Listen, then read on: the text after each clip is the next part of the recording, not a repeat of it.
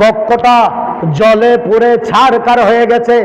আমাদের দেশের জীবন মুরগিকে কাবাব বানানো হয়, তেমনি ভাবে ওনার শরীরের কলিজাগুলো এমন ভাবে কাবাব হয়ে গেছে, যখন নিঃশ্বাস তিনি ফেলতেন, হযরতে সিদ্দিক আকবর রাদিয়াল্লাহু তাআলা আনহু নিঃশ্বাস যখন ফেলতেন, নিঃশ্বাস ফেলার সময় যেই বাতাসটা বের হতো, ওই বাতাসের কারণে ওনার ঘরের চাঁদ ফুটা হয়ে গেছে। জোরে বলেন সুবহানাল্লাহ। ঘরের চাঁদ ফুটা হয়ে গেছে। তখন তাফসীরকারগণ বলেন, কারণ হযরতে সিদ্দিক আকবর রাদিয়াল্লাহু তাআলা আনহু আমার নবীর অফারটা মেনে নিতে পারছেন না। নবী কেমনে আমাদের থেকে বিদায় হলো, এই নবীর বিচ্ছেদে, নবীর শোকে শোকাহত হয়ে, নবীর প্রেমে প্রেমায়িত হয়ে ওনার ভিতরের কলিজাটা চুরমার হয়ে গেছে, পুড়ে গেছে, কাবাব হয়ে গেছে।